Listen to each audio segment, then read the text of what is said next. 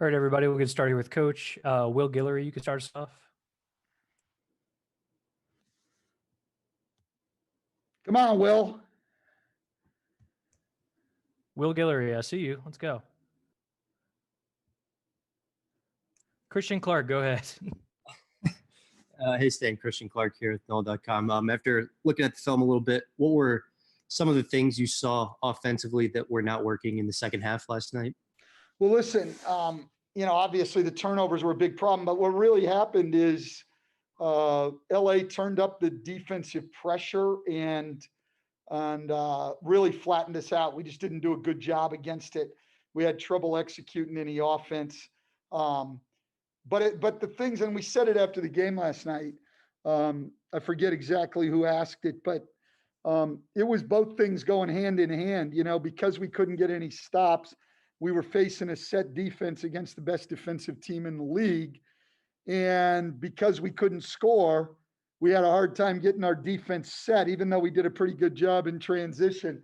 And it all just snowballed on us. If we could have made plays or made a stand at either end of the floor, we might have been able to stem the tide, but we couldn't. And I give the Lakers credit. Like, their defense was outstanding. They're long, they're active, and their pressure bothered us. I think that's an area where we have got to be a lot better, and I think we will be a lot better. And just to quickly follow up on that, when teams do pressure you, how do you beat that? What does that look like? Is that just guys going past guys, or? I think that's one of the steps, certainly, Christian. I think that, not letting people pressure you, and instead of trying to get to your spot to run an offense, make somebody pay for overextending their defense and go by them and make a play. So, yeah, I think that's certainly a big part of it. Hey, what's up, Coach? My bad. This is Will from The Athletic. We've talked a lot this year about JJ's struggle shooting from three and Nicolo Melli as well. Just what can you do to get more from your some of your best shooters on your team, just to spread the court a little bit more? Well, it's two different cases. In JJ's case, I don't think our offense is creating quality looks for him. And so he's having to take a lot of tough shots. I think the times that, we have created good shots for him, he's delivered. With Nico, I don't know. I talked to him a little bit today. His looks are he's not getting a lot of them, which is which is one of the problems. It's hard to get into rhythm when you're playing limited minutes, and he only got 3 shots last night. But his looks are good looks. They're open looks. They're shots with time. He's just struggling knocking them down. And I think what I talked to him about today is I think it's become a little bit mental with him, and he's got to get over it. This is a veteran guy. He may only be his second year in the NBA, but he's a veteran guy that's played in a lot of big games. And you just got to overcome the slump and shoot the ball. No way he should have 2 air balls in a game. Hey, Coach, it's Andrew from ESPN. We talked earlier this year about Nickeil feeling, I think, more comfortable as a 2 guard because of necessity. I think he's played a little bit more 1 the last 2 games. How do you think overall he's done in switching roles a little bit more? Yeah, I think that's pretty much where Andrew, he has to get in his career. I think he's going to be a combo guy. The way the league is going anyway, you're not as big into positions. He's certainly a guy that you want to put the ball in his hands in pick and roll situations and things. But he had problems last night. I thought Schroeder's pressure bothered him. He had trouble getting us into offense. He's at his best just running pick and rolls, but when we're trying to do things for other guys, where he has to get us into offense, that's the challenge that he has to, overcome right now. And I think he will. He just hasn't had a ton of experience. Every time I start to get frustrated at some of these guys, and you just have to go back and say, okay, how many games as an NBA point guard has Nickeil played? How many games has Zion played? How many games has Kyra Lewis played? It just, some of it is simply growing pains. And certainly for Nikhil, that's where we are. And there's going to be ups and downs. His attitude is fabulous. He works at it. He wants to be good. He's got a lot of talent. Our job as a coaching staff, my job as a head coach is to get him there and help him realize his talent. He's willing to put in the time. There's no reason he shouldn't become a really good player. Coach, kind of along those same lines, you spoke after the game last night about taking turnovers personally. As a coach, how do you encourage that or push players to take it personally, or is that really just on them to take it personally?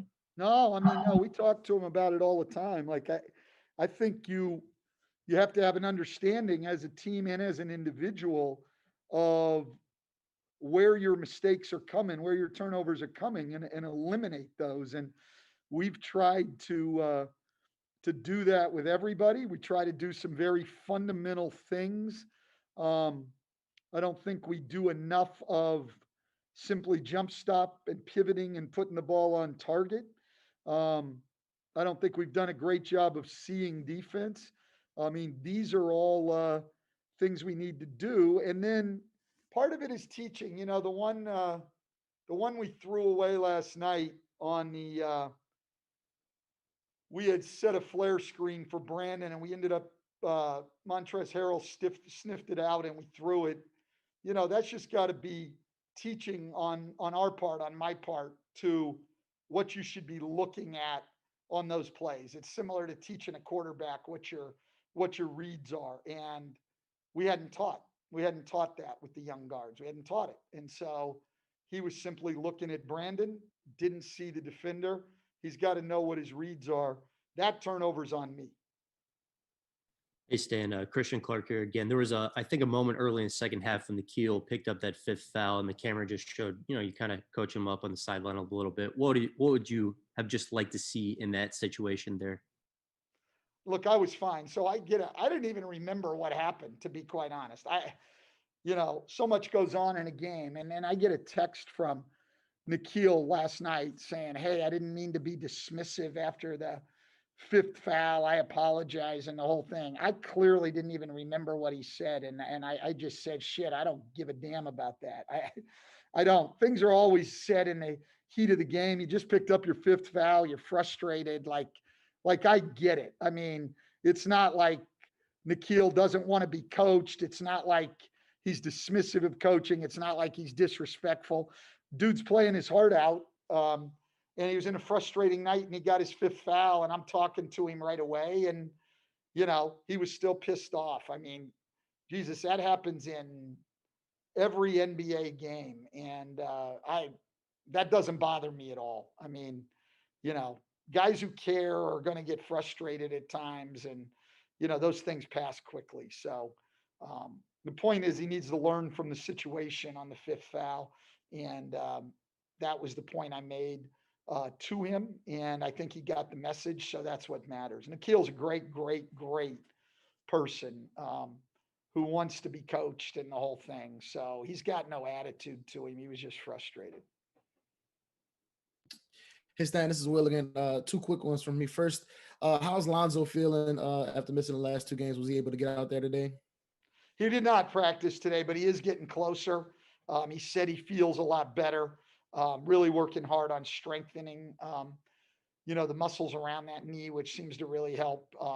I think he's pretty optimistic about, being able to come back at full strength, and pretty optimistic that it's not in the distant future. I think we're talking more days to a week than we are weeks. Okay, and something you guys did a little bit more last night was using JJ as a screener for Zion. Just what do you think about the looks you generated on those plays? And do you think that's something you guys may utilize a little bit more, guard screening for Zion to free him up? We've gradually tried to do more and more of it. I thought we got some good looks early, and then I probably wrote it a little too long, Will, to be honest. Teams will adjust, but I still, am looking for more and more situations that we can put Zion in.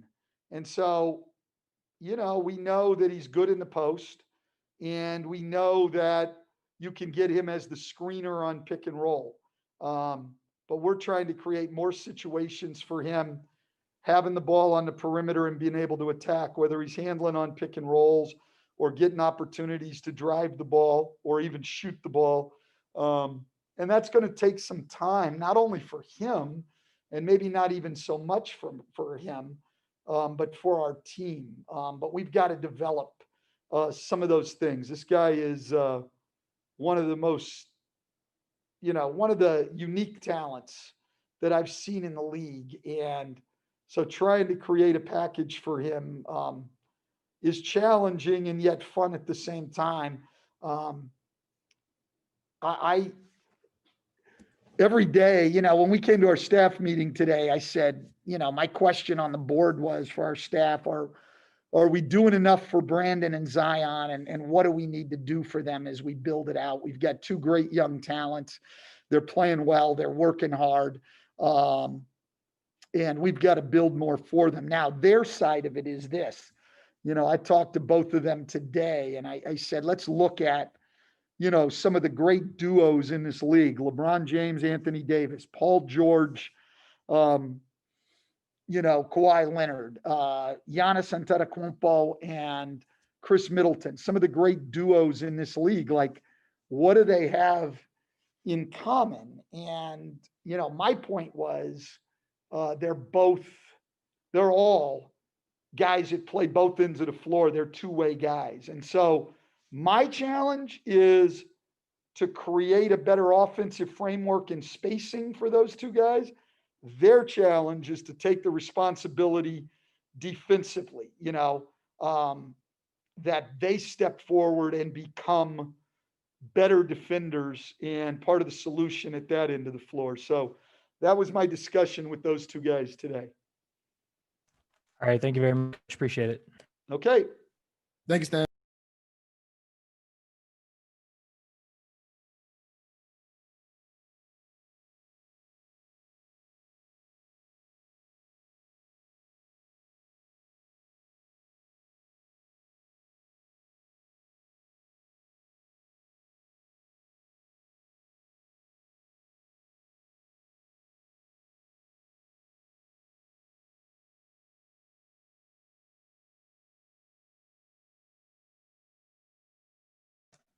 All right. We'll get going with Josh. Christian Clark, you can start off. Hey, Josh, Christian Clark with NOLA.com here. One of the things that Stan talked about as far as the offensive issues in the second half was the Lakers kind of turned up the pressure and that affected things. I mean, just when that happens, when teams, I guess, do pressure you, I mean, how do you just beat that? I mean, I know, they're a very good defensive team, but what are some things you can do? We gotta make sure we just run offense to score. There's a play call, but if we're getting pressure, you might have to take your guy, create something, make a defense move, do those kind of things. So that, and then get stops on the defensive end, so then we can play out in transition, so we don't have to play against a set defense. Obviously LA, one of the best set defenses in the league. So being able to get stops and play fast and do those kind of things where they're not in the set defense where they got to just be trying to put out fires and rotate. That's when we think that we are our best. So that's something that we have to do, that we got to focus on, obviously starting tomorrow and throughout the whole season. What's up, Josh? This is Will from The Athletic. Just what are some of the big picture things you guys have to get over just to get a little bit more comfortable with what you're doing offensively, just to establish some more consistency? I'll just say, make sure that we're trusting everybody. Make sure that we're all playing at one unit, and not, we got to realize that we're a sum of our parts. So we just got to go out there and do that. Swing the ball, rotate the ball, make the defense move. When you have open shot, shoot it. If you don't, swing the ball, make quick decisions, and that's what we got to do. So hopefully we start that tomorrow, and like I said, get stops and play in transition. When we do that, we're a good team, we're a fast team. So we got to play to our advantages. Hey, Christian Clark again. I mean, not just last night, but like the threes, you know, over these first 11 games, like did these feel like rhythm threes or is it something else? Are you talking about our threes or? Yeah, you guys' threes. A little bit. I think we can get, you know, one that's, you know, even more in rhythm. You know, where we get the ball in the paint and we play inside out. You know, we have, you know, amazing percentage in terms of shooting and playmaking and finishing. So that's what we got to do. We got to make sure we swing the ball all the way around the perimeter, attack the paint when we get into the paint, make the right decision, whether that's a kick down to the big or a kick opposite, you know, to one of our shooters. And when we do that, like I said, we have an amazing success percentage. So we just got to continue to do that, make sure, you know, we're not stopping the ball, make sure we're just playing, like I said, as, you know, as a unit. Josh, you were one of the few guys that was on this team last year, and correct me if I'm wrong, but on that Christmas trip last year, you guys winning some games. With this long road trip, are you guys getting closer, or is that kind of, you know, is the losing hindering that a little bit? Getting close in terms of teammate wise, no, definitely. I mean, when you're out on the road for 2 weeks, you know, with your guys, you definitely get close. Obviously, we have some variables with, you know, the COVID and, you know, the time limit that we're supposed to hang out with each other and things like that. But we're definitely getting close, definitely learning more and more about each other on and off the court. So when we're able to do that, you know, obviously that brings us closer together, and you know, that stuff kind of goes into the, you know, bleeds onto the court. So definitely, you know, we're getting closer as a team.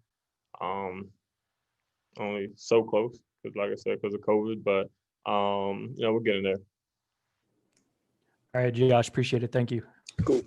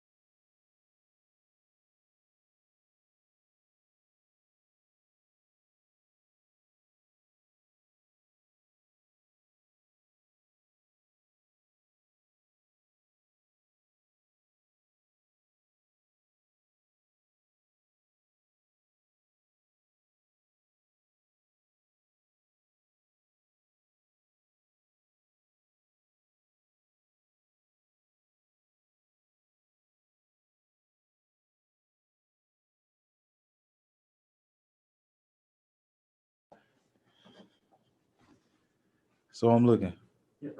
Oh, so they can see me, I can't see them. Yeah. All right, we'll start here with Bled. Christian Clark, you can take it away. Hey, Eric, Christian Clark here. Just how are you feeling? I mean, physically, was the eye issue, I mean, affecting you at all last night on the court? I mean, it was cool. You know how I go in between the lines, no excuses. I chose to play.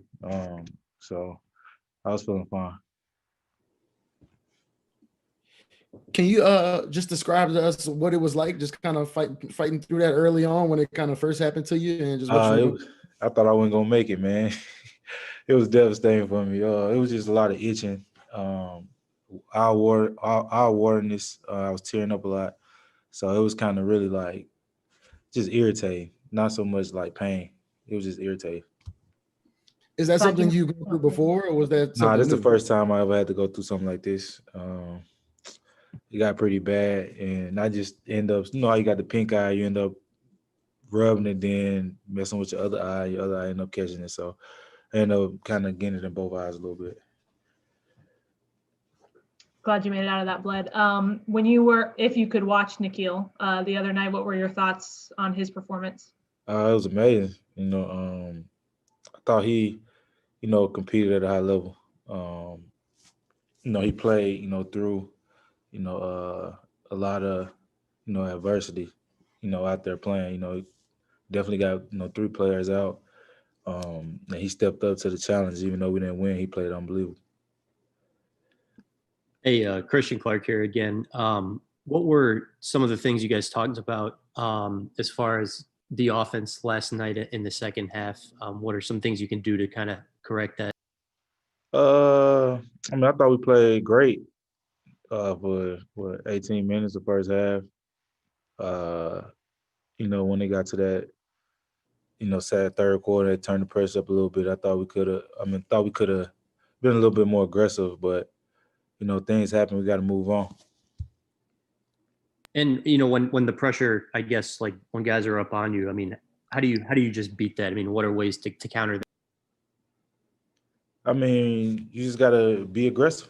I mean, ain't no ways around to compete with them. You know, I thought when they, you know, got up in this, we shied away a little bit, and they forced a lot of, you know, turnovers that we could have, you know, corrected and took care of the ball, you know, better. But you know, they're a great team over there, and you know, we, you know, in the process still learning, you know, each other. So, you know, I think it's gonna be fun. Yeah, and playing in Milwaukee the past few years, you probably haven't experienced too many 5-game losing streaks. So I guess with such a young group, what's it going to take to kind of, you know, put things back on the right track and get back to where you want to be? I'll move on to the next game. You know, have a short mentality, have a short memory. You know, things can change. You know, it's still early in the season. You don't want to keep, you know, having that, you know, that ain't what we did last game mentality. You know, we got to move on, correct it, move on to the next game. You know, see how we can move. You know, all it takes is one game for us, you know, to get rolling. So we're just gonna have to, you know, dig through. All right, Bled. Thank you. Appreciate it. Thank you.